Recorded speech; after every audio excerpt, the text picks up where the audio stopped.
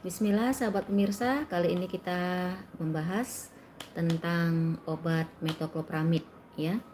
Jadi metoclopramid ini merupakan sediaan yang digunakan untuk mengatasi mual dan muntah.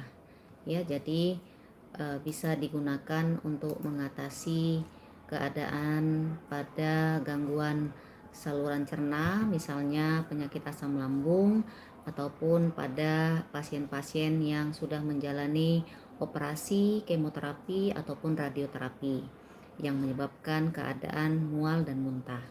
Ya, nah, jadi bagaimana kerja obat ini? Kerja obat ini dengan cara menghambat ataupun mengantagonis reseptor dopamin, jenisnya reseptor dopamin 2. Nah, dengan dihambat reseptor ini, dopamin 2 ini, maka ini akan menyebabkan keluhan mual dan muntah ini menjadi berkurang, karena kalau dia diduki ini menyebabkan mual dan muntah. Nah, intinya adalah kebalikannya ya sahabat pemirsa.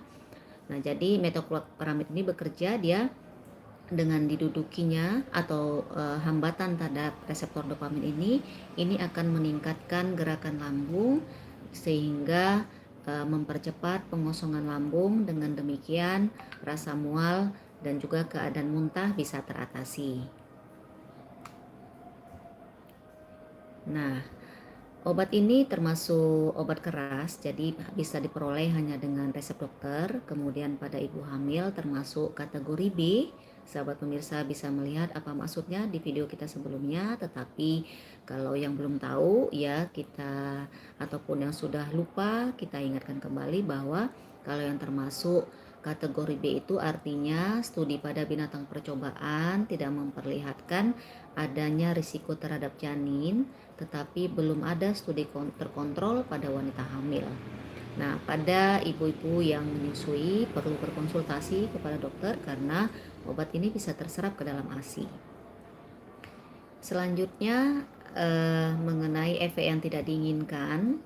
Efek yang tidak diinginkan akibat mengkonsumsi metoclopramid ini bisa menyebabkan ngantuk, sakit kepala, pusing, diare, kemudian sulit tidur, dan juga yang paling khas terkait dengan hambatan terhadap antagonis terhadap reseptor dopamin 2 ini adalah gejala-gejala ekstrapiramidal ya.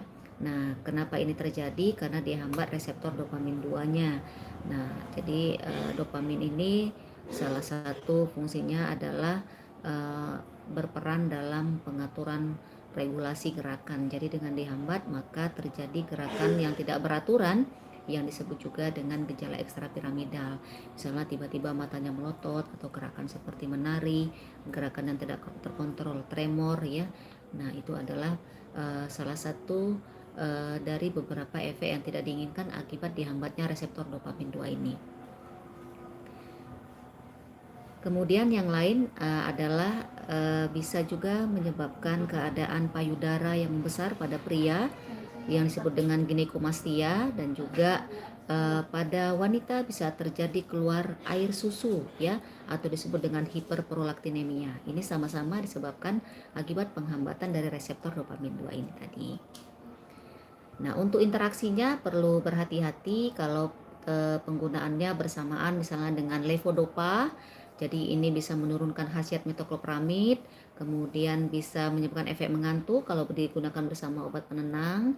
Kemudian kalau bersamaan dengan obat-obat kejiwaan, obat-obat antipsikotik, ini bisa menyebabkan juga meningkatnya terjadinya gejala sindroma ekstrapiramidal ini. Demikian sahabat pemirsa, sekilas kita mengenai metoclopramid.